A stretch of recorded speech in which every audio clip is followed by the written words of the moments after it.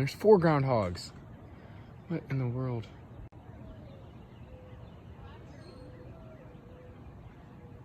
Oh my god, are you freaking kidding me? That was a video. Welcome to Ground Zero, the #1 Christian channel, lifestyle, top trending discussion, not a podcast, channel. We're talking today about unforgiveness and times in our lives, we're going to unpack it with some verses and stuff. We're going to talk about times in our lives, and I'll go ahead and start. But with me, when I think of unforgiveness, I think of times when I was a kid, when me and my brother would fight, and that he would do something, and that either it'd be me or him that would just not forgive each other, and we'd just hold on to it. One time I remember I ticked him off so badly. He'd always make a face. He'd be like a disappointed face, like that every time he looked at me that whole week. Brother. Yeah, and it was a whole week of him upset with me, or there was a whole week where I was upset with him, and I think it's that's one thing I dealt with, unforgiveness. And that's you, Mark. Oh, I'd say I definitely experienced that with my friends, especially when I was younger as a child, that we were all pretty close, and we'd have our hangouts at church and stuff, and we would we'd get into it or argument. Or you have to pay this. That's my must. It'll be late. No. Just confused. And so we started to talk behind each other's backs and stuff, and there was always some unforgiveness there. And of course, when you're a kid, you really don't know how to communicate and deal with those issues the right way. So it was always very bitter or vindictive. Of course, we're guys, so we just kind of got over it, and we would just move past and just start to get back to the way we were. But yeah, that's one memory that I could think of being younger that I would deal with that. Yeah, for me, it would probably be the same because I have an older brother as well.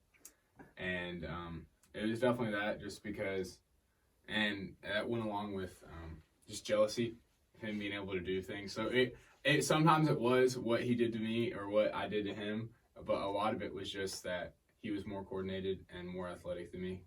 And and I was just kind of mad. I was mad at him for him being good. That's pretty much what it was. And more importantly, I'm better than you. But yeah, and I held on to that, and I shouldn't have. I was a child. So in these times, why was it so bad to just hold on to that unforgiveness? Why is unforgiveness so bad? Because it affects us more than it affects the other person. Oh yeah. I definitely have to. I want to use that quote that Heath just talked to us about. That bitterness is like drinking the poison and waiting for the other person to feel the effects, or waiting for the other person to die. When you're the person that's being affected, and the other person is probably living a happy life, not even thinking about what they've done or what they didn't do. Yeah. So. And it just robs so much time. All that time that I have with my friends that I spent bitter, or that I wasn't talking to them or hanging out, that could have been great memories spent there, or some good quality time. But I just let a small argument or something that I was bitter about, because I hold on to things, I'll admit, and it's just a waste of time, because we'd end up getting over it and then having good times then, but it just robs so much from you to hold on to that. Oh yeah. Well, and it's I feel like too, for me, there's been times where my brother or my family, I was ticked off at them, and I was just holding that unforgiveness, and then I would go up to them and I would tell them why I was upset, and they're like, "What are you even talking about? I don't even What you talking about, I don't even remember that." And it's that whole time I'm like, I'm so mad at them, and they're just they let go of it. They didn't, but I wasn't letting go, so that was the problem. But anyways, we're going to go into Genesis chapter 37, verses 18 through 27. But I want to give a little background on it. We're talking about Joseph, because we're just jumping into where his brothers sold him into slavery. But basically, Joseph was the youngest brother, and the dad loved him. He favored him because he had him at his old age, and he had a coat of many colors, and he would have dreams and stuff. And one day he had this dream, and he's like, "Hey, I had a dream about all you brothers bowing down to me, basically. All of my brothers bowing down to me." And it was like kind of like all the guys are kind of like, it's like a weird flex, but like, they got upset because that was like biblical time. That was like, okay, you're going to be lower than me one day, even though I'm the youngest brother, So it was like a lot of that. So the father sent him out to look for his brothers, their flock. The father sent him to go see his brothers, and this is where it picks up at. So. But they saw him in the distance, and before he reached them, they plotted to kill him. "Here comes that dreamer," they said to each other. "Come now, let's kill him and throw him into one of these cisterns and say that a ferocious animal devoured him. Then we'll see what comes of his dreams." When Reuben heard of this, he tried to rescue him from their hands. "Let's not take his life," he said. "Don't shed any blood. Throw him into a cistern here in the wilderness, but don't lay a hand on him." Reuben said this to rescue him from them and take him back to his father. So when Joseph came to his brothers, they stripped him of his robe, the ornate robe he was wearing, and they took him and threw him into the cistern. The cistern was empty. There was no water in it. As they sat down to eat their meal, they looked up and saw a caravan of Ishmaelites coming from Gilead. Their camels were loaded with spices, balm, and myrrh, and they were on their way to take them down to Egypt. Judah said to the brothers, "What will we gain if we kill our brother and cover up his blood? Come, let's sell him to the Ishmaelites and not lay our hands on him. After all, he is our brother, our own flesh and blood." His brothers agreed. So moral of the story is, if you feel like you're the favorite child, don't rub it in your sibling's face, okay? Yeah.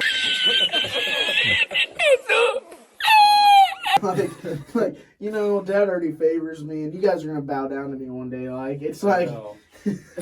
Okay, so I didn't realize. I think it's kind of funny. Funny. There's two parts in that there's humor, and that I feel like God is like showing that like it's so true that back then they had the same thought that we had, was when he was like, "Oh, like come look at this dreamer." Like I feel like that's such a mocking thing, and I think it's just kind of funny as to think of like older brothers, like they're like, "Oh, look at whatever," and it's just like kind of taking a stab at him. And also the fact that they just did that. Okay, a cistern is a well, and it was an empty well, so just a bottomless pit pretty much. And they're just eating their lunch. They're just chowing down on food, we didn't just leave our brother for the dead, pretty much. So. It's crazy because and you have to look at it, and their point of view is.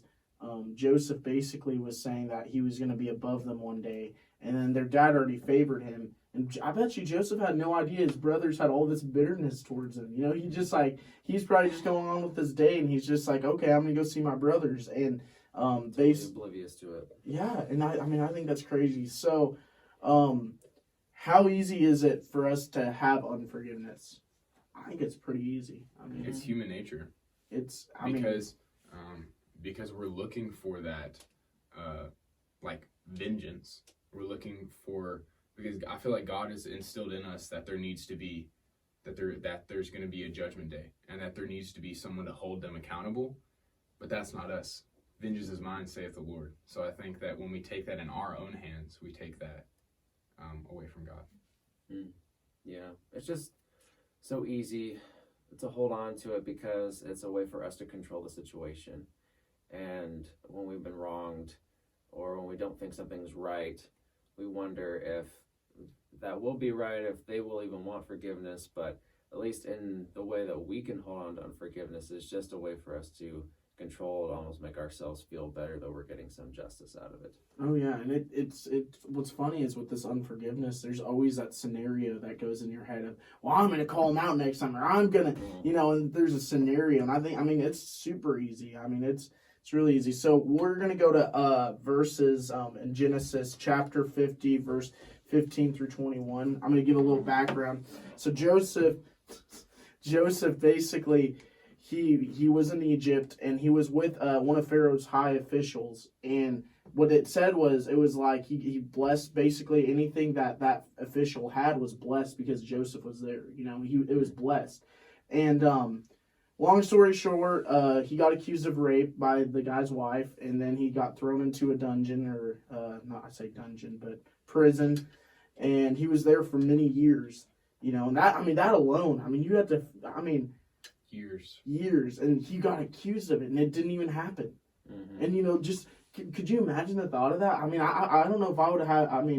That bitterness, you'd have a lot of bitterness towards that person. Just bitterness over life in general, because these hits just kept on coming for Joseph. Yeah, Like almost being murdered by his brothers. They decide to sell him, and now he's in this other situation where he's accused of this crime that he didn't commit, and now put in prison, and for several years.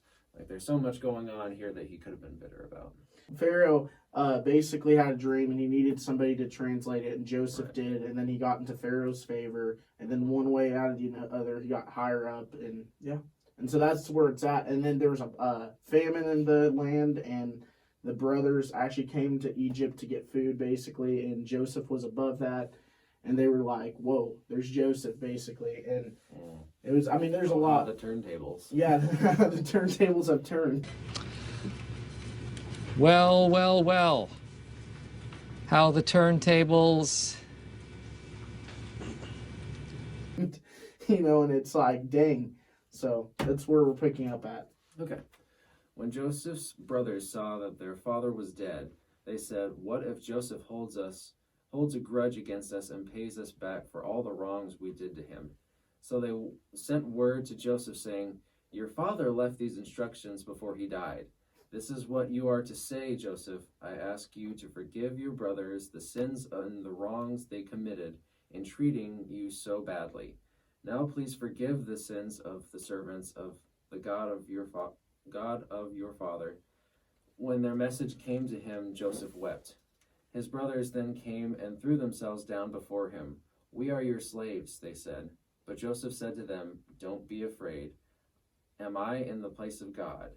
You intended to harm me, but God intended it for good to accomplish what is now being done, the saving of many lives. So then, don't be afraid. I will provide for you and your children." And he reassured them and spoke kindly to them. That was a lot. Yeah. Well, one thing I thought that was funny, we were talking about earlier, is when the brothers are like, basically the dad died, and they're like, "Well, Joseph, Dad said this before he died, that you have to forgive us." And that reminded me of when I was a kid, and it's like, me and my brother would fight, and then he'd be mad at me, and I'd go tell Mom, and she's like, "John doesn't need to be mad at you." And I'd go up to John, and I'd be like, "John, Mom said that you don't need to be mad at me. We need to start playing again, okay? We need to stop being mad at each other." And I just thought that was so funny with this verse, how it said that, basically.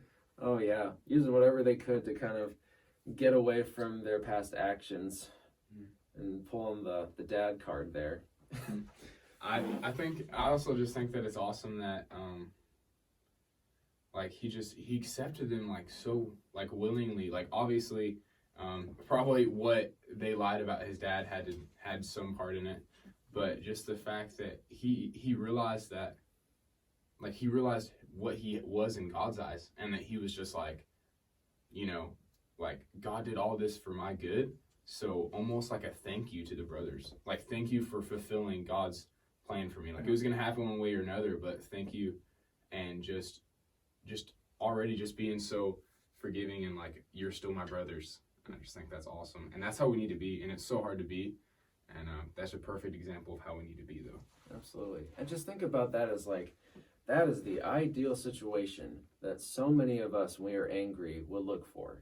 As we've been wronged by somebody, to have all of the circumstances change to where we could be in a place of power, to where we could exact our vengeance and our justice. We could get justice finally on whoever has wronged us.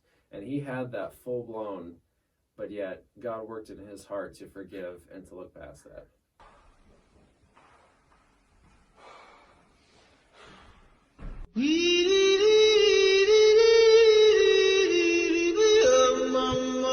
We're going to read out of Matthew 18, chapter 21, 35. There we go. Yeah. And, okay.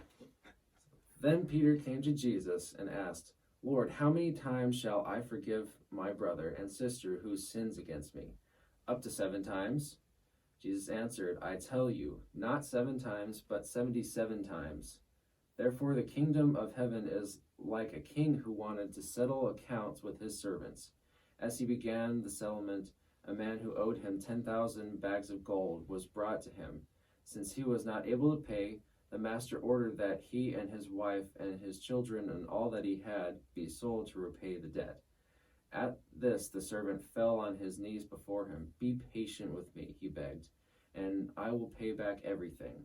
The servant's master took pity on him and canceled the debt and let him go.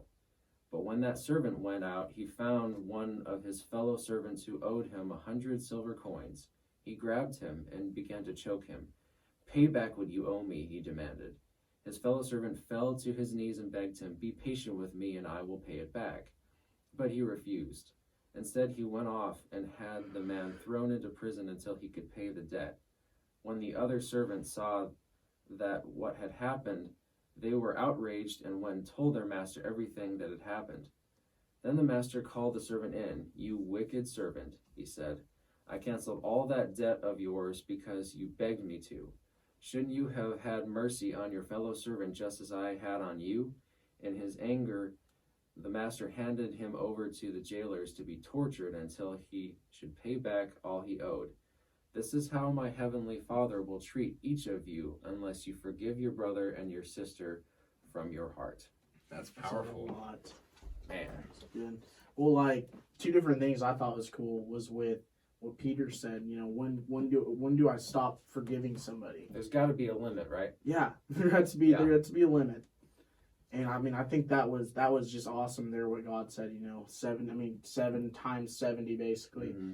And I mean that's crazy because and that's the thing is he's been like we were saying earlier, he was basically saying don't count.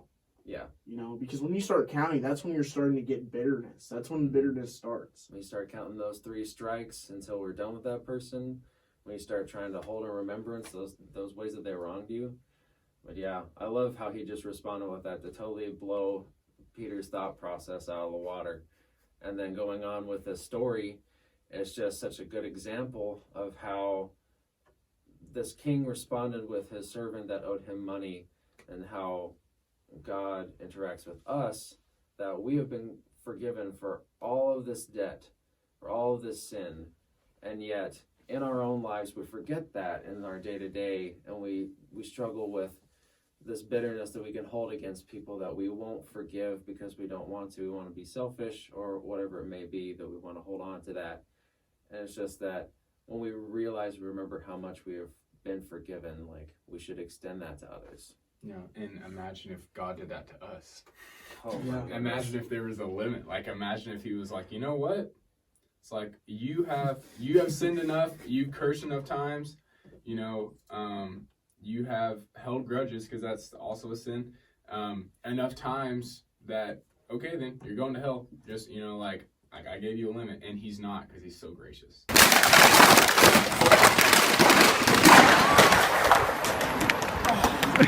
Anyways, we're going to go to Romans chapter 12, verse 19 and 21.